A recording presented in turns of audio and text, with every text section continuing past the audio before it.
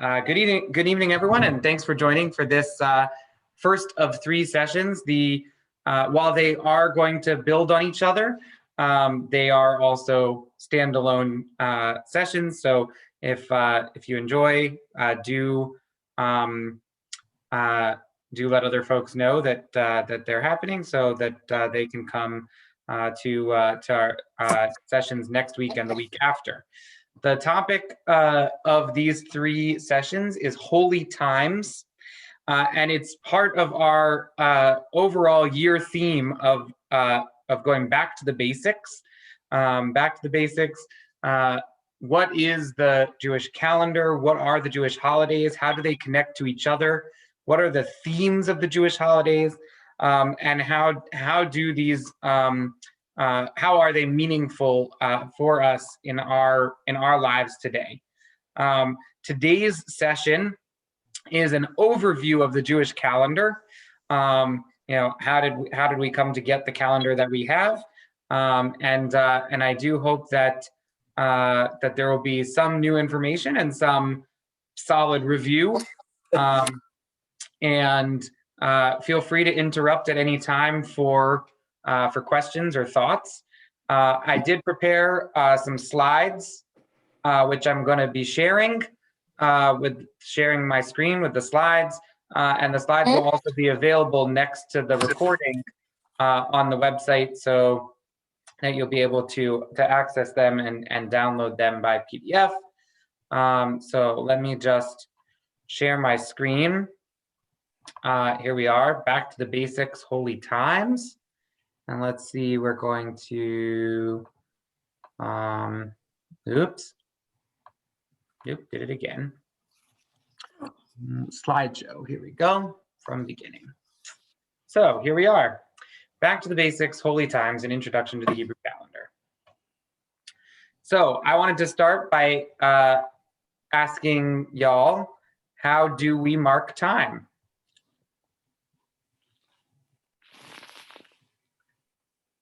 Are you asking by the sun's rotation or the moon's rotation? Okay, great. So one way that we mark time is day and night. Day and night. Good. That is that's the Earth's rotation does day and night. All right. How else do we mark time? The lunar cycle. Okay, right. Jackie says the lunar cycle. So takes about 29.5 days for the moon to go from a new moon to a crescent moon, to a half moon, to a waxing gibbous, to a full moon, to a waning gibbous, and then a half moon, and then a waning crescent, and then a new moon. Takes about 29.5 days, about 4 weeks. So yeah, we do mark time also by the moon. The time and tides are marked by the moon. Good. What else?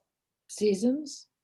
Seasons. Yeah, we got spring, we got summer, fall, winter, and we also mark our lives. We sort of think about the springtime of life and the summertime of life, the fall or autumn of life, and the winter time of life. There's like, sort of a way in which we've mapped that same kind of the seasons onto a lifetime. Sure. How else do we mark time? By milestones, by life milestones. Beautiful, beautiful. Learning to drive, 50th wedding anniversary. My grandparents are celebrating 70th wedding anniversary. Mazel tov. It's lovely. Which is very special. Yeah. Bar mitzvah, graduations. Like, so we are actually going to spend 3 sessions in June talking about the Jewish life cycle. And it's interesting the ways in which the life cycle also dovetails with this topic of holy times, because also the way that we consecrate our life cycle events is also about holy time. It's also about marking time. Nice. So I'm just going to flip the slide. Okay, so we do have many of the things that y'all said. Weeks, months, years, 525,600 minutes. Couldn't help but put that there. Birthdays, milestones, the calendar year, New Year's, the school year. I didn't put it here, but the tax year, the fiscal year, right? Shabbat, holidays. What makes time holy? What makes time holy?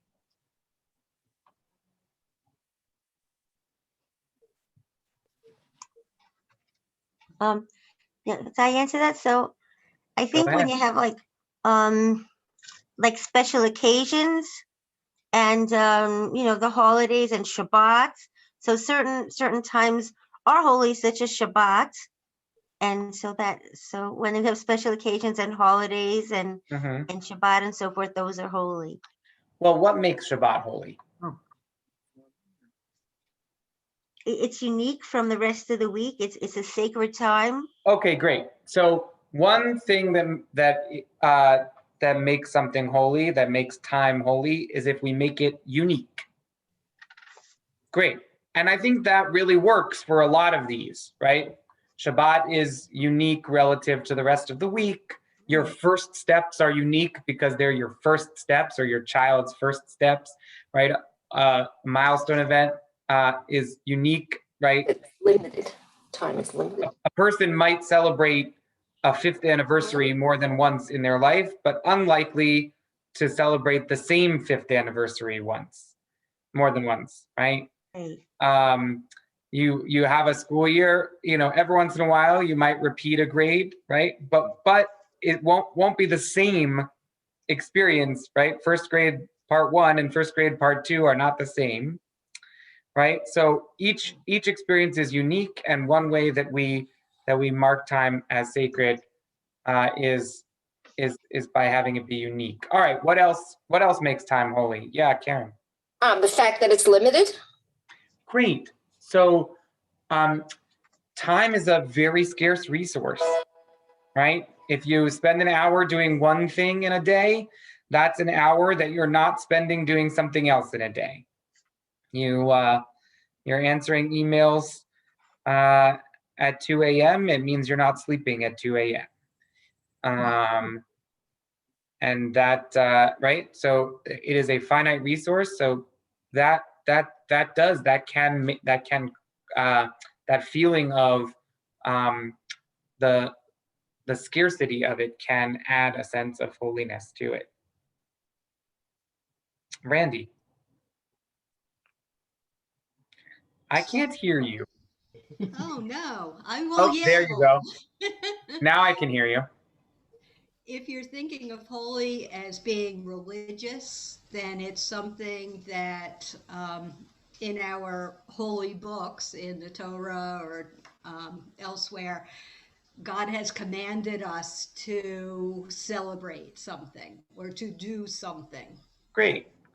And so there's a way in which mitzvah or commandedness, sacred obligation, or being in relationship to Judaism itself, to God, to each other, that being in that relationship makes the time holy. I love that answer, and we're going to talk a little bit more about that. One of the texts that we're going to look at tonight directly addresses the issue of who sanctifies the holidays, who makes the holidays holy.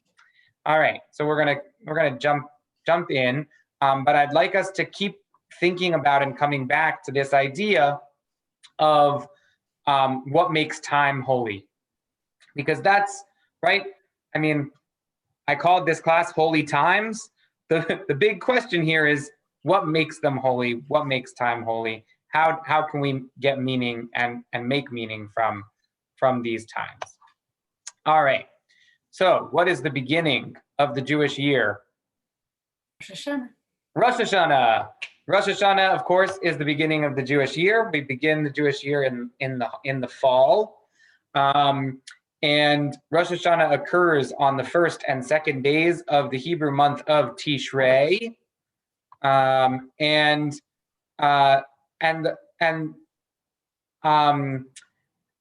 then I've written here all 12 of the Hebrew months. So you can see Tishrei, Cheshvan, Kislev, Tevet, Shvat, Adar, Nisan, Iyar, Sivan, Tammuz, Av, Elul. There are 12 months in the Hebrew year, and they begin with Tishrei. Tishrei at Rosh Hashanah, that is the beginning of the year. So what is surprising about this?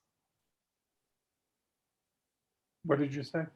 What is surprising about beginning the year with Tishrei?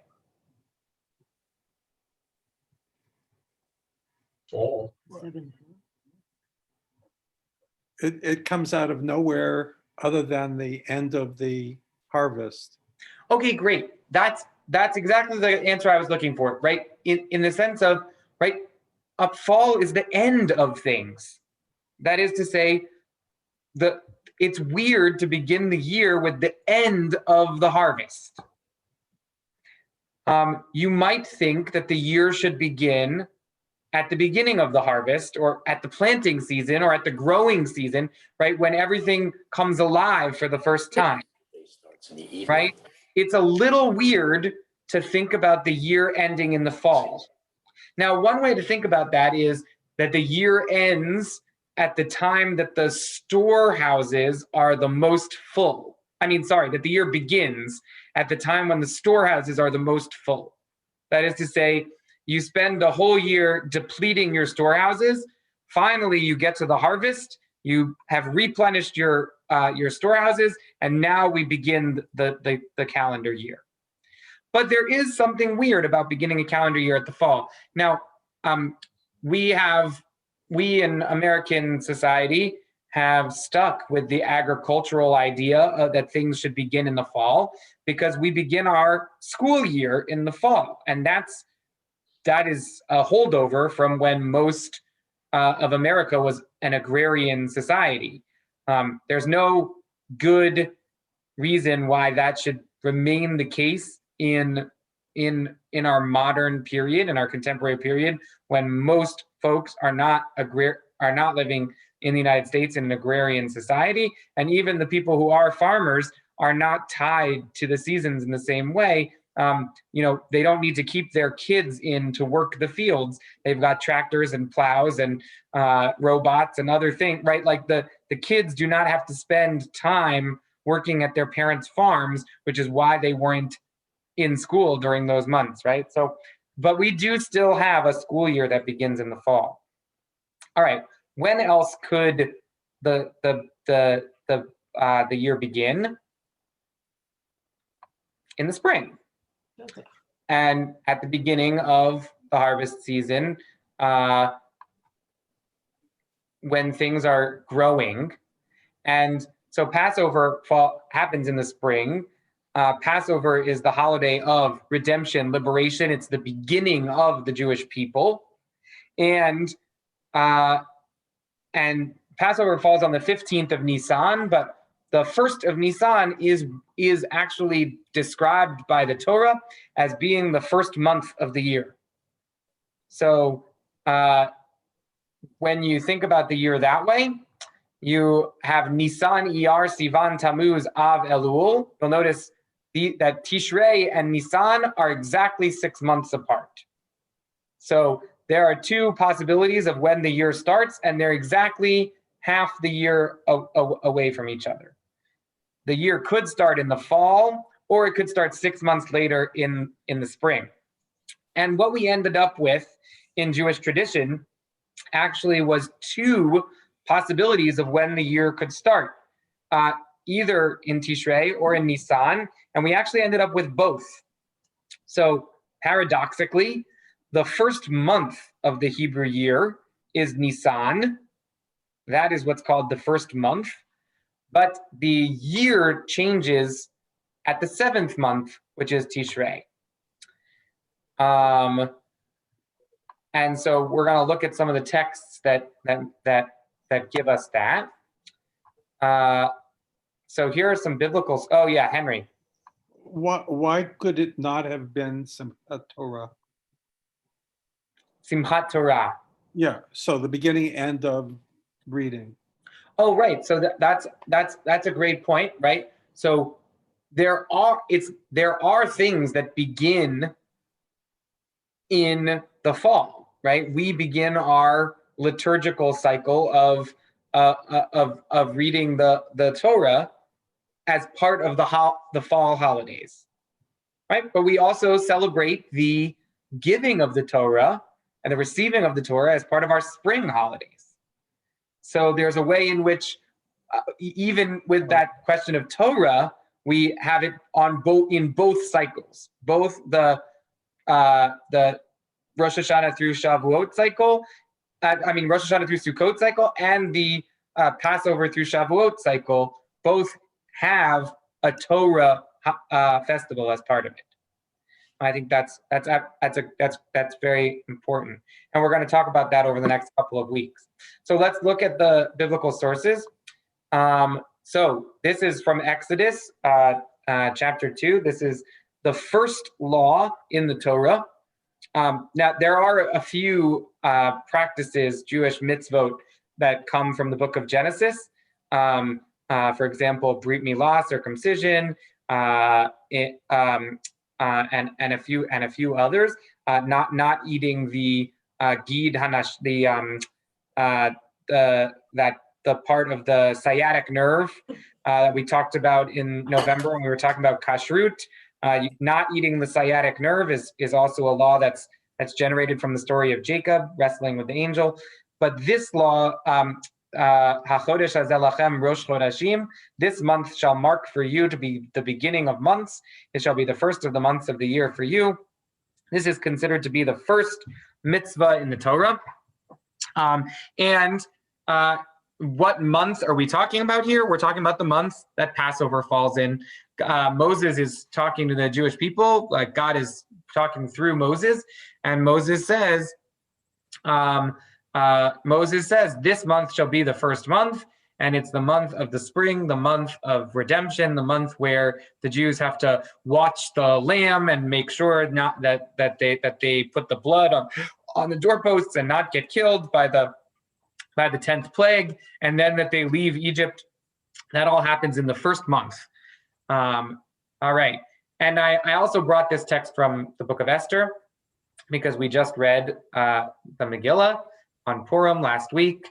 And here it's explicit with the names of the months. Chodesh Harishon, in the first month, Hu Chodesh Nisan, that is to say, Nisan. And then it gives the year of the reign of King Achashverosh, and then Haman draws lots, and he draws from the days, and he draws from the months, and he comes out with the 12th month, and the 12th month is Adar. So if you're talking about the Torah, the Torah counts the first month as Nisan and the 12th month as Adar. So it really thinks that the calendar sort of begins in the spring. So let's look at some rabbinic sources. Oh, we got Mishnah Rosh Hashanah 1:1. Okay, this is the very beginning of the Mishnah. The Mishnah is a text that was compiled in around the year 200 of the Common Era by Yehuda Hanasi, Judah the Prince, and he's collecting a lot of texts that are based on that are from his contemporary period, sort of the 200 years before him, and he's compiling them. He compiles them into 6 books. One of the books deals with sacred times. That's the book on Zmanim, times. In that book, which starts with Shabbat, we get to the passage that deals with Rosh Hashanah, and it starts out with Arba'a Roshei Shanim Heim. There are 4 New Years. There are four days at which the year begins. Okay, and each of these for a different purpose.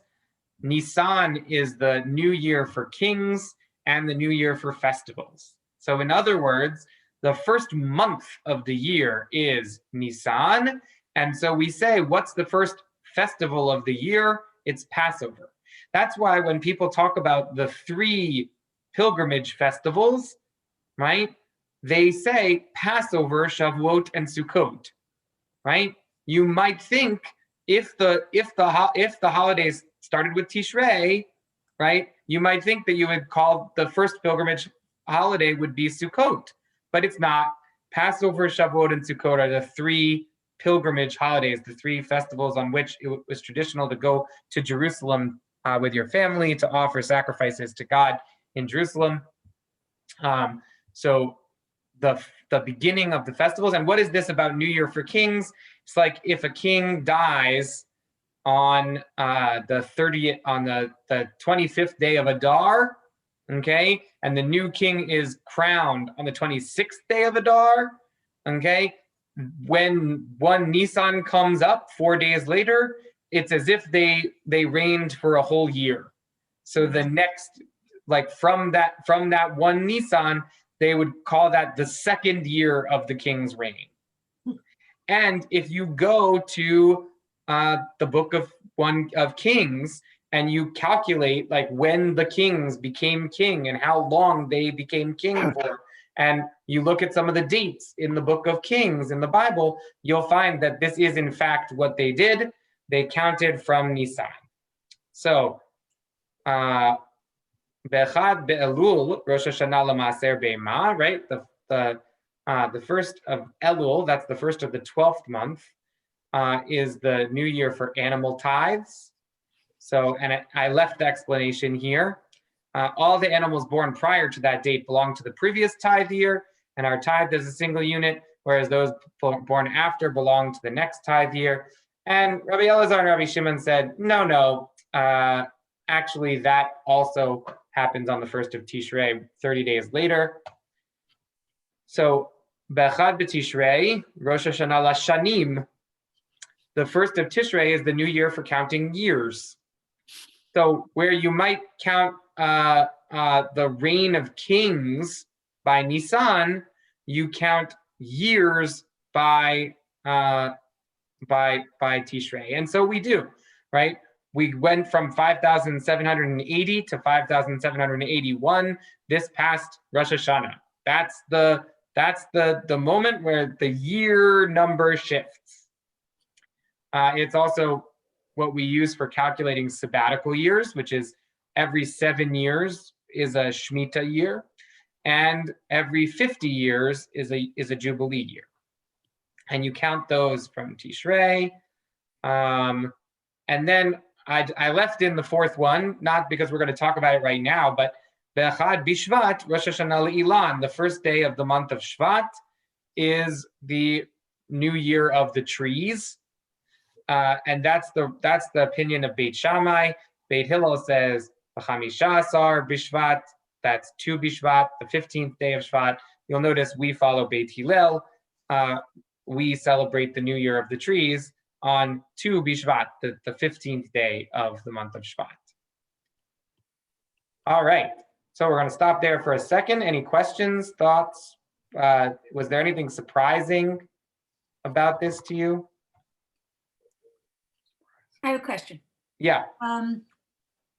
Do we count things other than reigns of kings from the beginning of Nisan? Like, is there? The festivals count from Nisan, and the Talmud does talk about a whole bunch of other things that could be counted from Nisan. Redemption, like a lot of the births of the Avot were understood to be in Nisan. In the future redemption of the Jewish people, like when we all return back, and that's supposed to happen in Nisan. So because Nisan was the month where the Jews left Egypt, it's also considered to be the month of redemption. The Talmud spends a lot of time thinking about all the different possible things that could be counted.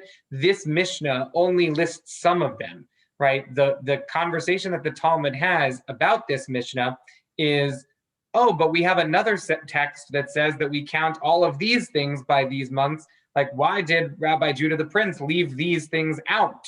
Was he specifically excluding them, or was he just giving examples, right? And it's hard to know exactly, but so there are other things that we count. But I think for me, like if you said to me, what's the first month of the Hebrew year? I would say Nisan. And if you said, what's the first month after when does the year change? I would say Tishrei. And both of these things are right. And both, I think, have that sense of, well, some things begin in the fall and some things begin in the spring.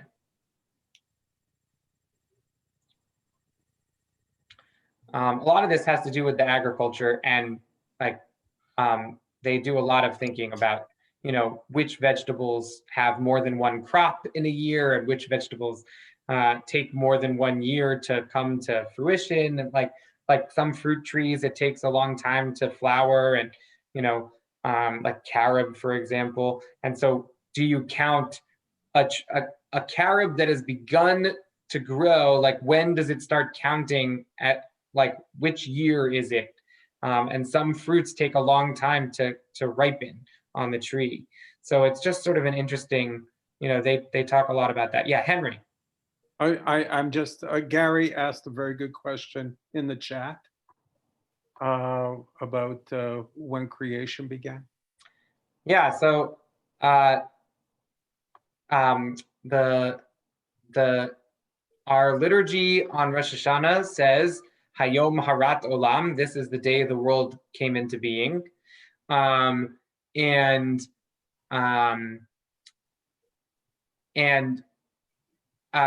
truth is that there's a big disagreement about whether, when it says this is the day the world came into being, do they mean day one of creation or a different day of creation?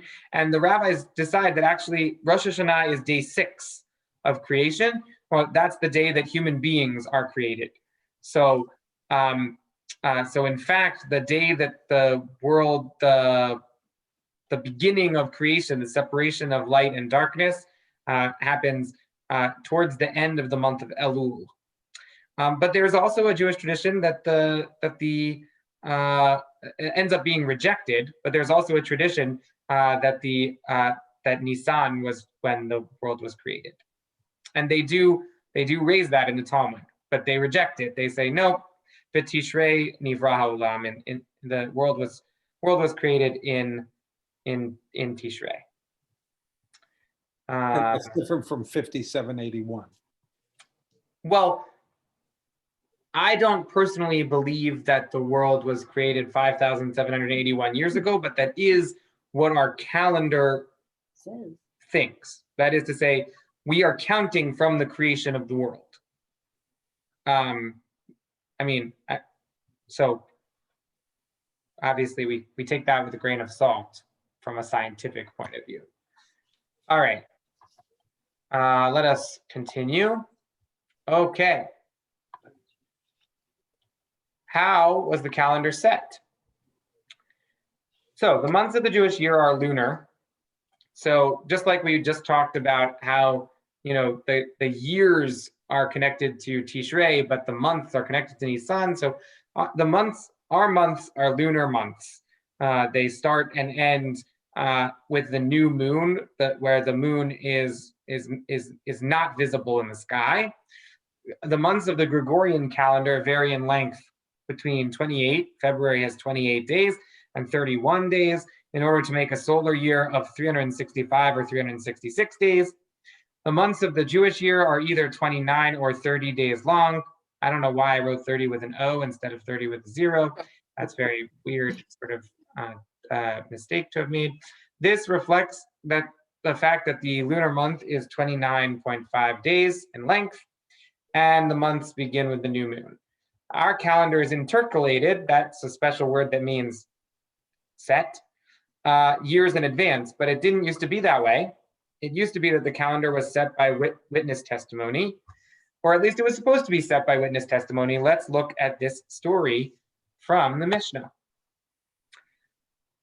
Rabban Gamliel had a diagram of the different forms of the moon drawn on a chart that hung on the wall of his attic, which he would show to people who came to testify about the new moon. And he would say to them, did you see the moon looking like a waning crescent, or did you see the waxing crescent? And there was an incident in which two witnesses came to testify about the new moon, and they said, we saw the waning moon in the morning in the east, and that same day we saw the new moon in the evening in the west.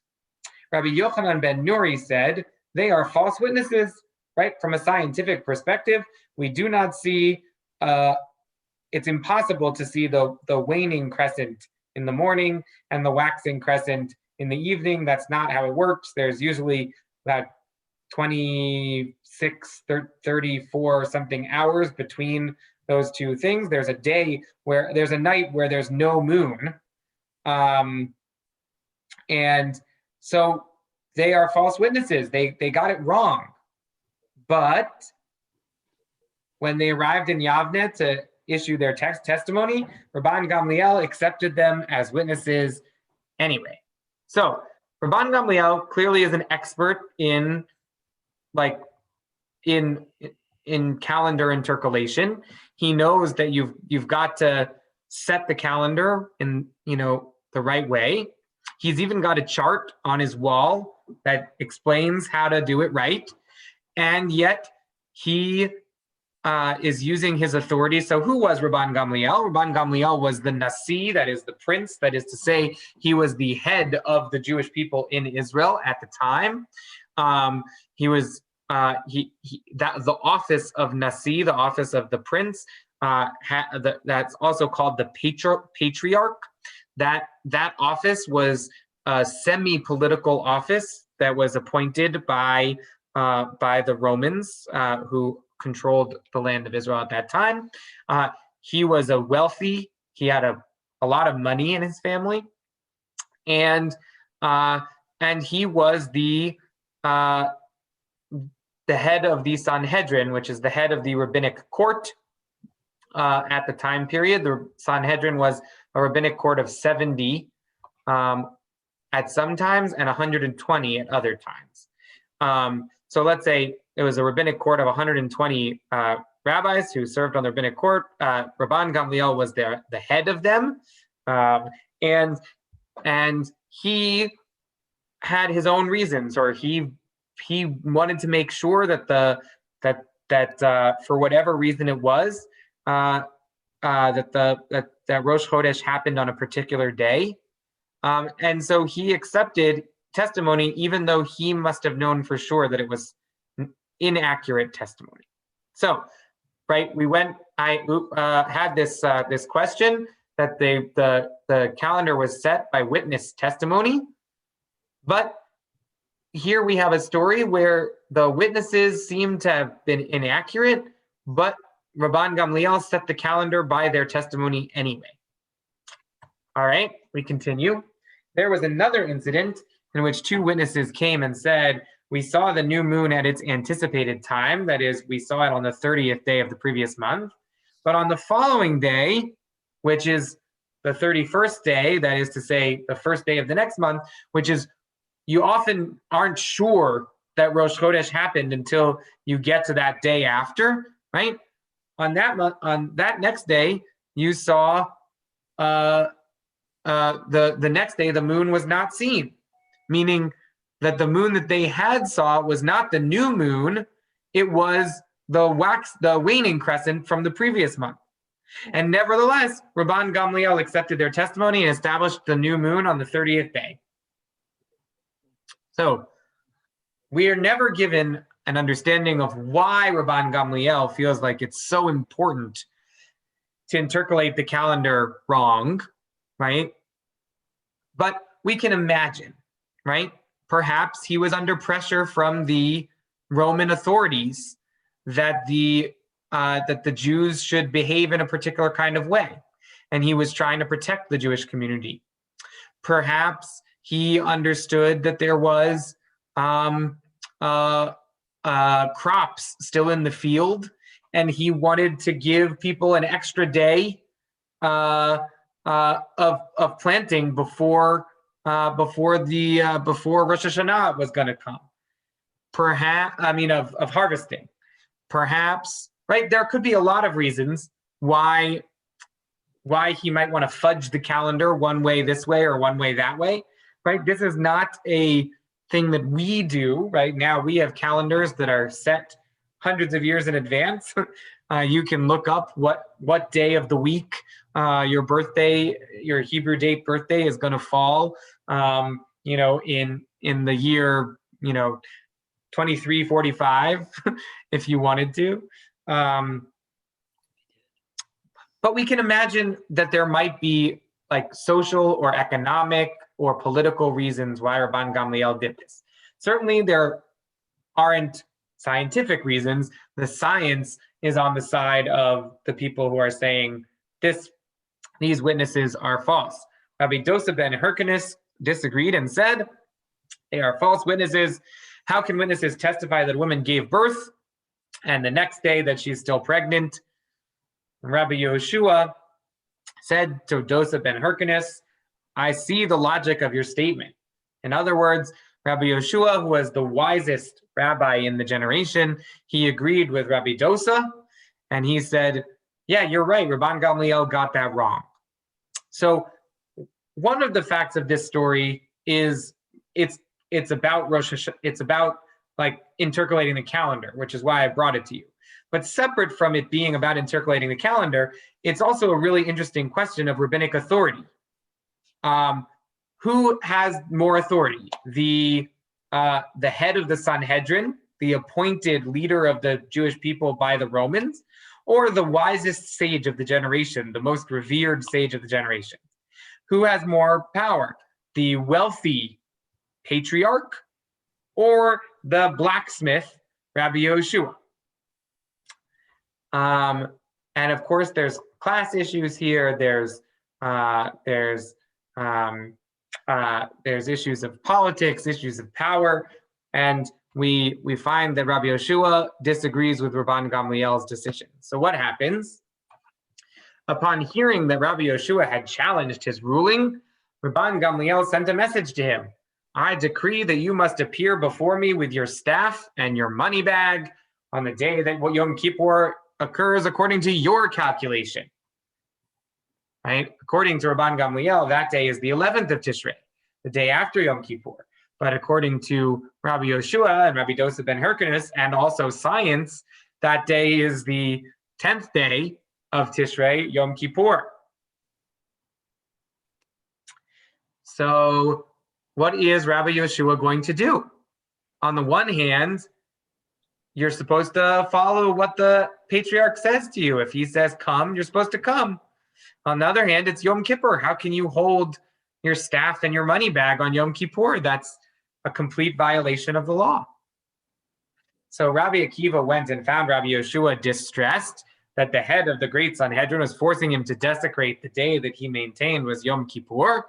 And Rabbi Akiva said to him, look, here's a verse that will show that everything that Rabban Gamliel did is valid, even though he accepted testimony of witnesses which are false. The Torah says, Eile moadei Adonai mikrai kodesh. These are the appointed seasons of the Lord, the sacred convocations, that is to say, the holy times, which you shall proclaim. Asher tikre'u otam b'moadam. So, in other words, what Rabbi Akiva is doing is Rabbi Akiva is reading the verse from the Torah that says when the holidays are supposed to be, these are the sacred occasions. And because it says, which you shall proclaim, he says, well, they only happen if we proclaim them. We decide the times of the festivals. So very interesting that, that Rabbi Akiva says this. Of course, Rabbi Akiva is the great conciliator, the great compromiser.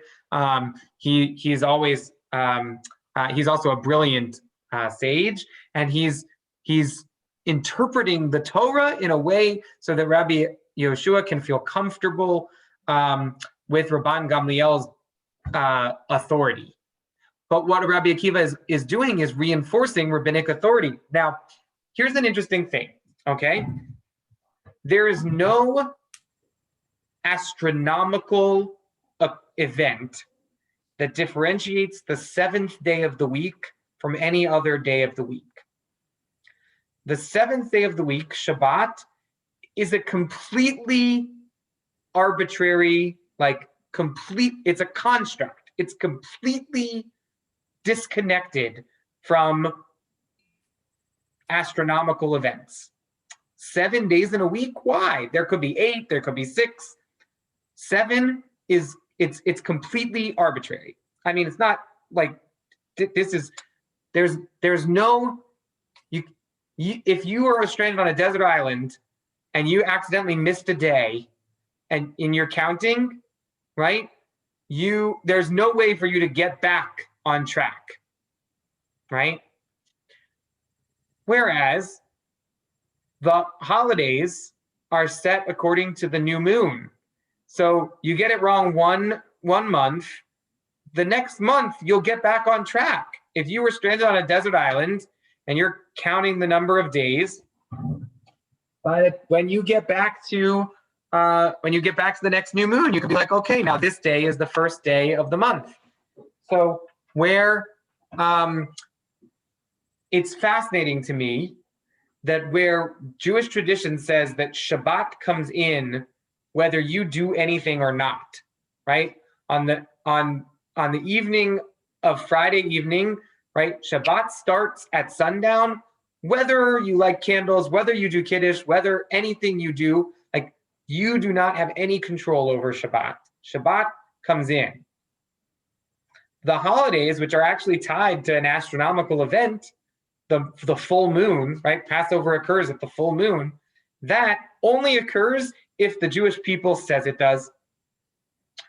Well, there's a tension there, right? The thing which has sort of scientific proof is understood to only occur if the Jewish people proclaim it, whereas the thing that is not connected to anything, that is understood to be sort of divine. Like there's, the seventh day is the seventh day. So how does the story end? Rabbi Yeshua went back to Rabbi Dosa, and he said to him, look, I listened to Rabbi Akiva, and he convinced me. If we disagree with Rabban Gamliel about when Yom Kippur is, then we are actually nullifying rabbinic authority from Moshe till now. And as it says, Moshe went up on Mount Sinai, and Aaron and Azav and Avihu and 70 elders. Why were the names of the 70 elders not listed? Because it comes to teach that every set of 3 judges that stands as a court over the Jewish people has the same status as the court of Moshe. So what did Rabbi Yeshua do? He accepted Rabban Gamliel's rabbinic authority, and he took his staff and money bag. He showed up on the day that he thought was Yom Kippur, and Rabban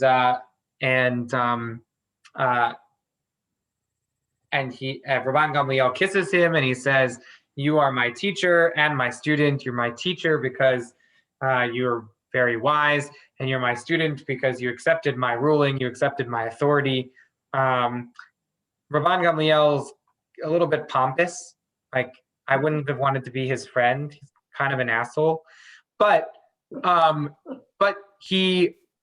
right, like this is like a rude thing to say to your teacher, right? Oh, I'm gonna kiss you on your head and lord over the fact that I've got rabbinic authority. But I think what the story teaches us here is, well, you can't have a Jewish people that's celebrating Yom Kippur on 2 different days.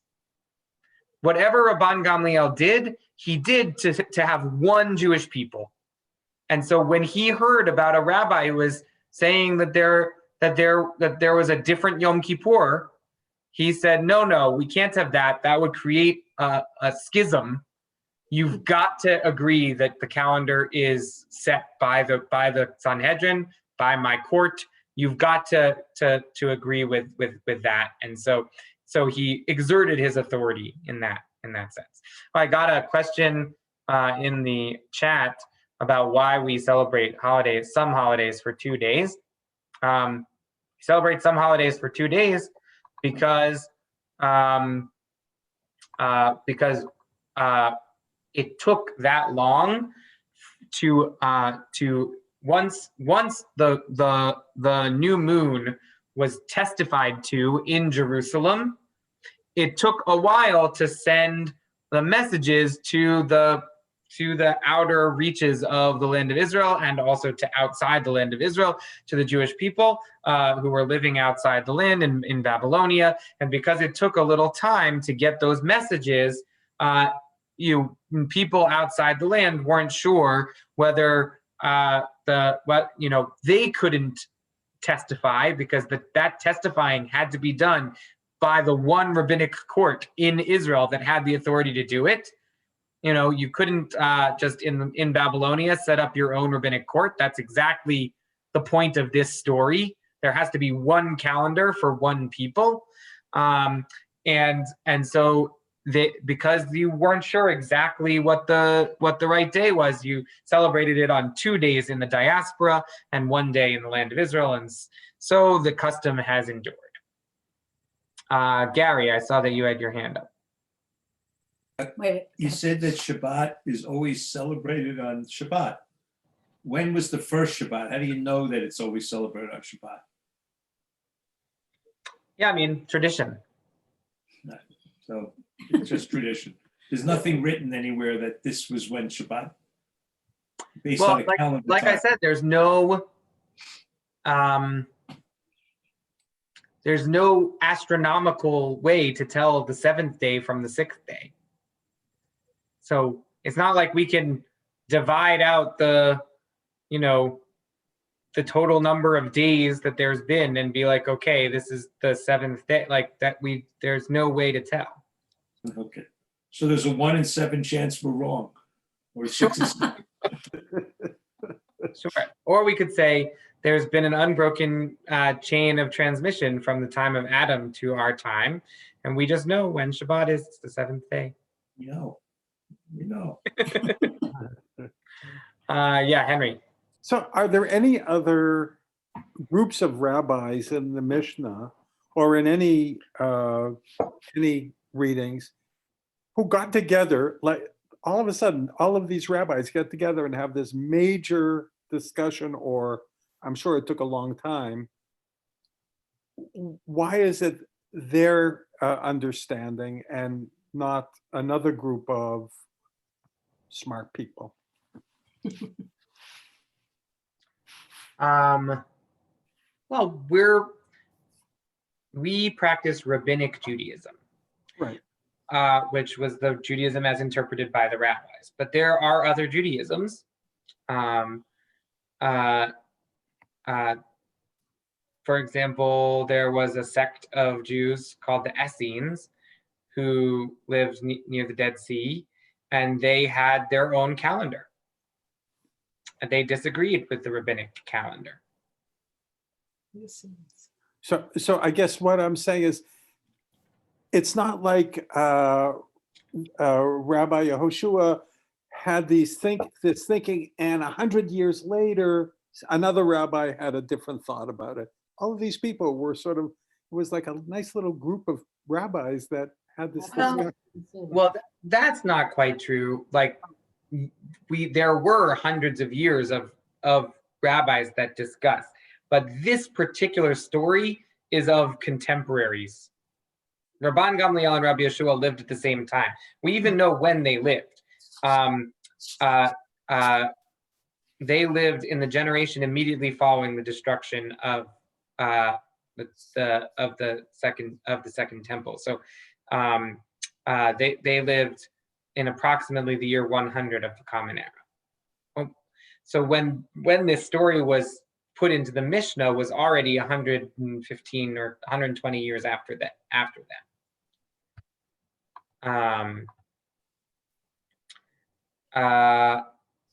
Gary asked the Christian Sabbath, Sunday, and Islamic's actually Friday, not Thursday. Were they intended to be different from the Jewish Sabbath? Yes, they were in fact precisely chosen, by the beginnings of their religions to have a holy day, but not to have the exact same holy day as us. I will say, right, if you ask Christians about it, Sunday is an important day because Jesus was crucified on a Friday and rose on the third day, Friday, Saturday, Sunday. Sunday is the third day.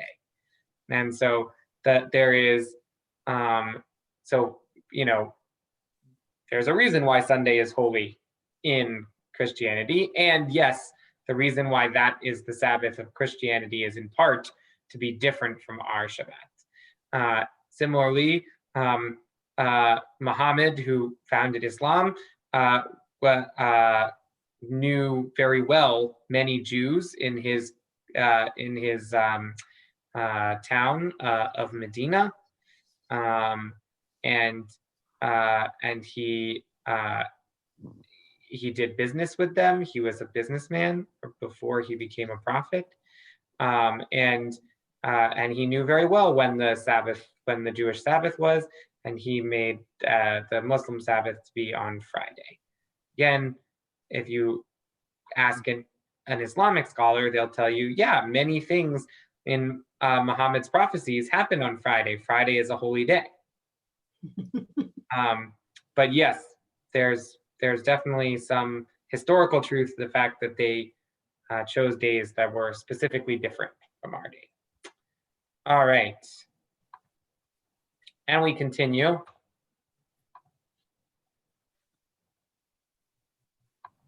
So the months are lunar. So I guess we must have a lunar calendar.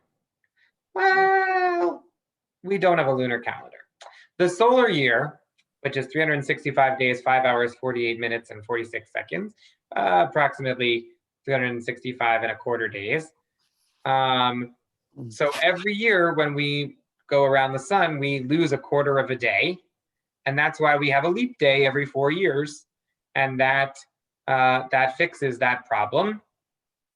By the way, the reason why every 400 years we don't have a leap year on a year divisible by 400 is because that fixes the extra 0.1 problem.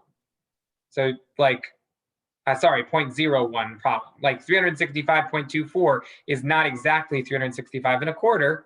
And over time, you lose 12 minutes or something a year. And after 100 years, those 12 minutes add up to enough that it would be as significant. You could actually tell astronomically that you were drifting. And so they fix it by not having leap day on the 400th year. So that was one of the reforms that Pope Gregory had to the Julian calendar, which was the Christian calendar that preceded the current Christian calendar, which is called the Gregorian calendar. One of the reforms was to fix the fact that 364.24 is not the same as 365.24 is not the same as 365.25.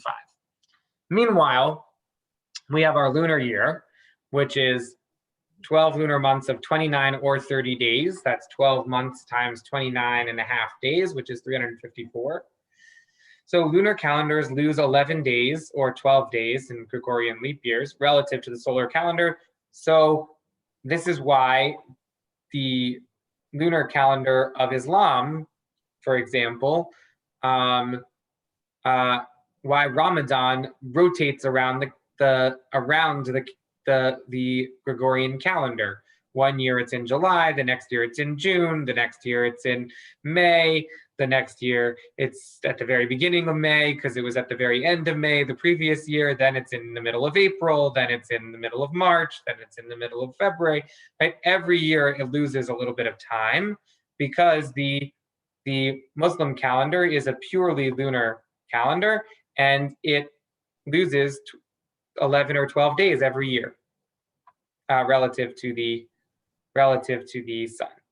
Now we don't have that. We have a lunisolar calendar because it's very important to us, for example, that Passover occurs in the spring, right? It's very important to us that our our festivals are connected to the agricultural seasons. So to make up for losing those 11 days every year, we add in leap months. So how many leap months do we add in? 7 every 19 years, of course, duh.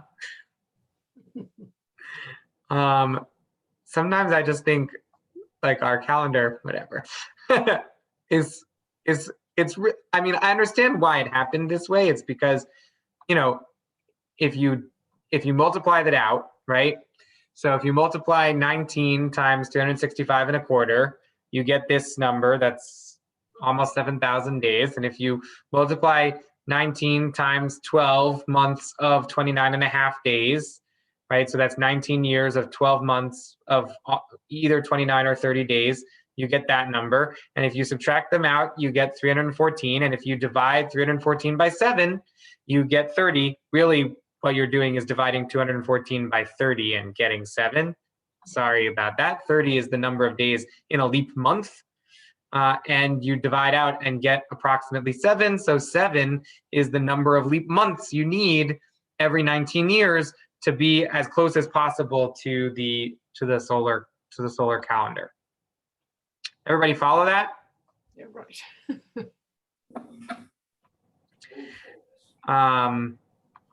And you can do the math out. That is the first time that they come that close to 30 days.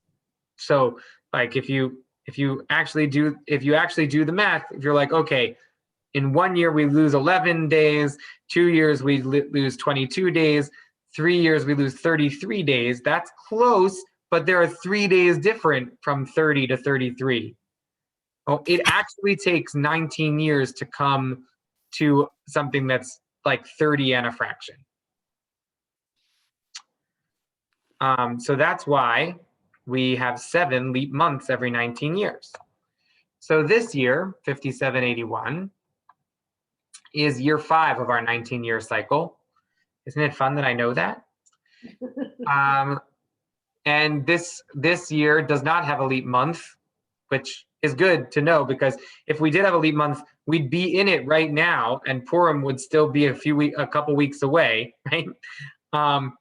And it's also, we're going to talk about that in a second. So years 3, 6, 8, 11, 14, 17, and 19 are our leap years, and the other years are not leap years. So we're in year 5.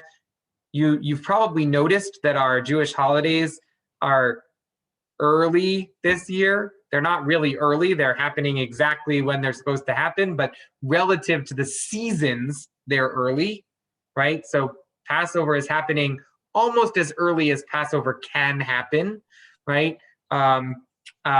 This year, it's happening at the end of March. One of the reasons why that's the case is because we're in year 5, which is the year before a leap year. And so always in the year before a leap year, you're a little bit early. But year 5 is a particularly early year in the cycle because as you notice, the last leap year was in year 3, and the year before that was in year 19. So in the last 6 years, right, there have been year 1, year 2, year 4, and year 5 were all not leap year years, and only year 3 was a leap year. So that's a long stretch where we've only had 1 leap year in the last 5 years. Whereas you'll notice that in between 6 and 8, there's only 1 year. And so right after year 8, in year 9, that's like as late as you can get in the cycle. So when we get to year 9, 4 years from now, Passover is going to be really late that year. I mean, late relative to, if you think that Passover is supposed to come in the middle of April. So that year, it's likely to come towards the end of April. So in order to fine-tune the calculations, the rabbis stopped doing this whole let's count based on witness testimony thing.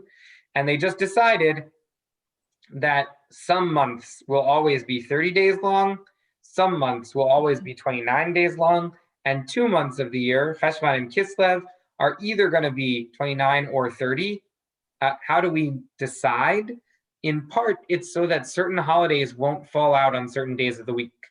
So Yom Kippur can fall on Shabbat, but Yom Kippur cannot ever fall on Friday or Sunday. One of the ways that we make sure that Yom Kippur doesn't fall on Friday or Sunday is by changing the number of days in the months of Cheshvan and Kislev the year before. Why can't? And we don't actually do this change. The calendar has been set for hundreds of years, but that's why it's set in the way that it's set, is so that Yom Kippur, for example, won't fall on a Friday. Why? Because then you wouldn't be able to prepare for Shabbat, because you're not allowed to cook on Yom Kippur. And you're, what? So you start on Thursday.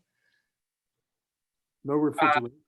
Right. Well, we don't, you don't have a situation where, so Yom Kippur can never fall. Yom Kippur is 25 hours long. Yom Kippur can completely coincide with Shabbat, and then you just don't fast on Shabbat.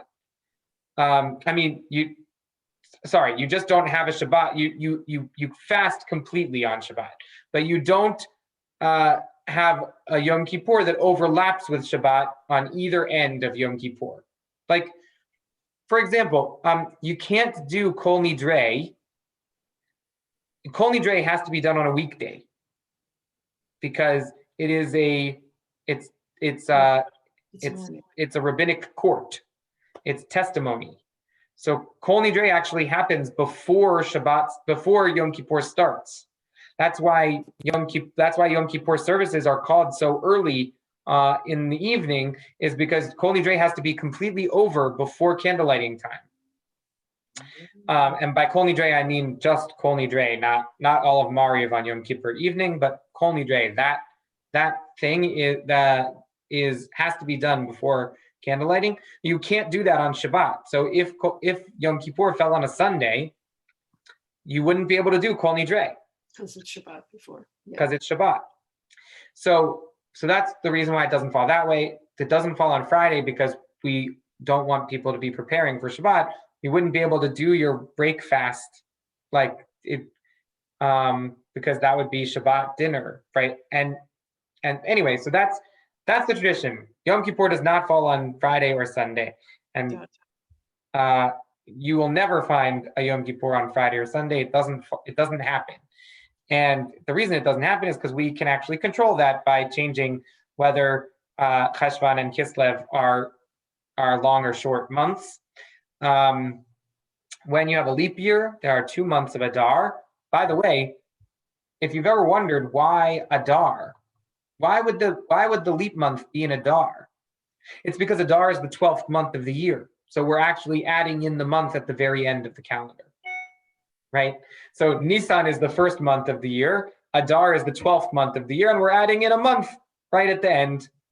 Now, if you think that Tishrei is the beginning of the year, that's confusing. Why are we adding a month in the middle? But in fact, we're adding a month at the end. So, Esther. so who figured this out, and how long did it take for them to figure it out without any computers? Yeah, so it turns out that even the ancient Babylonians knew how to intercalate calendars hundreds of years into the future, but they did lose days. They weren't perfect, so our calendar, like the final intercalation of it, happened in about the 12th century or the 13th century. Oh, we're using a final calendar that was like happened about 700 years ago. The Gregorian calendar, as I mentioned earlier, that one is intercalated in the 16th century, in the 1500s, 1585 maybe, I forget exactly. so the Gregorian calendar is actually only 500 and something years old. Yeah, but that seems easy compared to this. Yeah. Gary. So how did they go back to 5781 as the total number of years? Like, when was that derived? Yeah, that's old. That's an ancient tradition. Basically, somebody started at Adam and says, okay, well, Adam lives 900 something years, but he has his son when he's, when he turned X number of years, I forget. And so then you can calculate Adam's total lifetime minus the years that he had his son, and then you can calculate his son's total lifetime minus the years he had his son, and then his son, right? And you can figure out exactly in what year Noah's flood happened, and then there's a certain number of years between Noah and Abraham, and then you can calculate based on how old Jacob was and how old Joseph was when they all went down to Egypt, and then the Egyptian exile lasted a certain number of years, and then you can calculate, so is it scientific? Not really. It's tradition. When they first developed the calendar, that first calendar, what year was it in? Was it 5,000? You say how many? 4,900 or something like that? Oh, I'm not sure exactly. I'm not sure exactly when the years that we have come into existence. I don't think it's as old as the Mishnah. I'm not sure exactly when it comes in. I can look that up. I don't know. All right, so the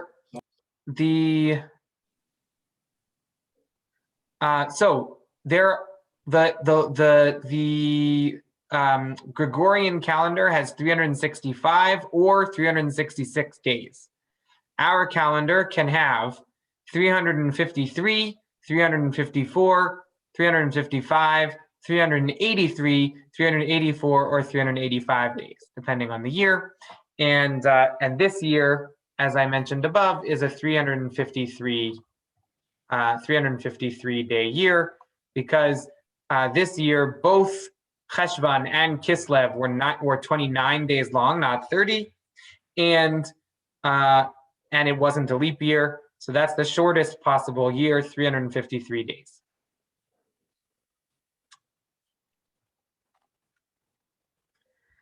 I know. I knew you were all dying to know this. It's so Jewish. Can't even get our calendars right. The regular calendar has two choices. Yep. Sort of like Republicans and Democrats. Yeah. Right. 2 Jews, 6 possible calendar dates. There you go. All right. So we're back to this idea of what makes time holy. No idea. And you clarified it totally. What makes time meaningful? So we have this quote from Psalms. Limnot yameinu ken hodav navi levav chokmah. Teach us to number our days that we may get a heart of wisdom. Right? Paying attention to time makes time meaningful. And that's what we hope our holidays will do. And I brought some quotes from Sarah Hurwitz, here all along. Which I hope that you are all enjoying. If you are reading, this is our first Library of Gratitude book, which we gave to everybody in our congregation. And we're bringing in the author, Sarah Hurwitz, to do a big program with us on April 25th. And I hope you got your copy, and it came with a bookmark and really beautiful book plate and a little letter from me talking about how excited I am about it. As you can see, I'm really excited. So excited, I decided to include passages from this book in my teaching tonight. And so Sarah Hurwitz says about the holidays, this is what the Jewish holidays are supposed to do: move us, inspire us, challenge us, and shake us up. Jewish holidays also operate on a number of different levels, marking historical and biblical events, teaching moral and spiritual lessons, and calling our attention to the cycles of nature. Passover, for example, is simultaneously a commemoration of the Exodus, a celebration of freedom, and an ancient harvest festival welcoming the arrival of spring. As Blue Greenberg has noted, one could in fact teach all of Jewish history and dogma through the Jewish calendar, and it would be quite an exhaustive lesson at that. And Sarah also says, I'm certainly not saying we should abandon our holiday traditions, just the opposite. I think we should assume that each of them has, sorry, I wrote that wrong, I was typing it up. Each of them has something profound to teach us, something that will touch our souls and transform our lives, but we need to put some effort into finding it. We need to keep digging, learning, and interpreting until we unearth the beating heart meanings of these holidays, and we need to celebrate them in ways that bring those meanings to life so that their lessons stay with us long after they have ended. So I wanted to end with these ideas because the next two sessions, next Thursday and the Thursday after, we're going to actually talk about the meanings of the holidays and how they connect to each other, and maybe some nuggets that will be useful for your Passover Seder. That will be 2 weeks from now when we do the spring holidays. We'll spend some good amount of time on Passover, which is good because Passover is coming. And we're going to talk about the themes of the holidays. We're going to talk about the lessons of the holidays. We're going to talk about some of the weird customs that we have around holidays. And I would love if you would like to do so. We're going to focus next week on the fall holiday cycle, the days of awe. And if you'd like to read in advance, it will help our discussion of the fall holidays enormously if you read from page 184 to page 202 in the book. I would say this, the book is a wonderful book. You should read it in its entirety, in its order. But if you haven't started the book yet, reading just the chapter on holidays is an okay way to go.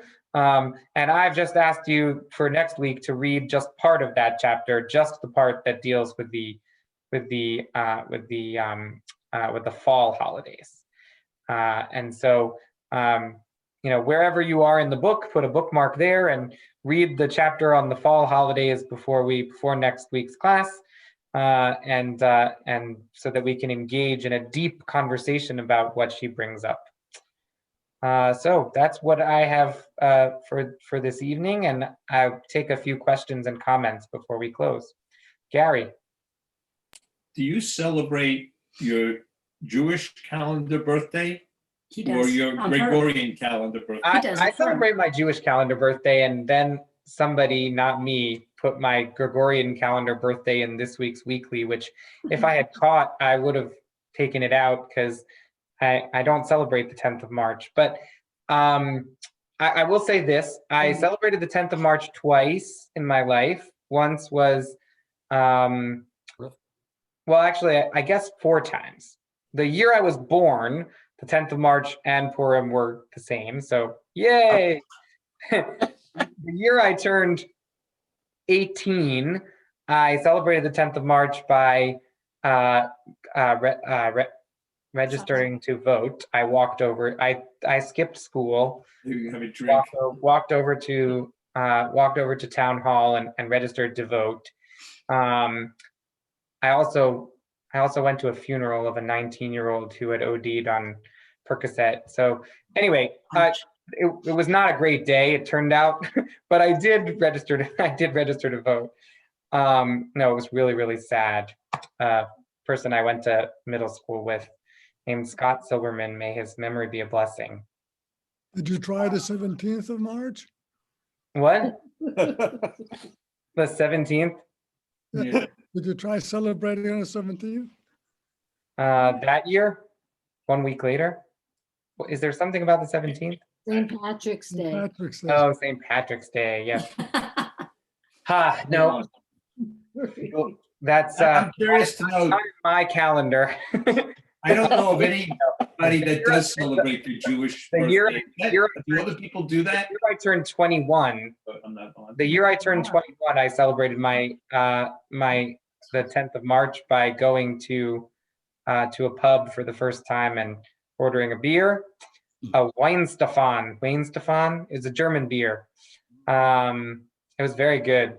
In fact, What it was about- at the BU pub, the Boston University pub, right across from the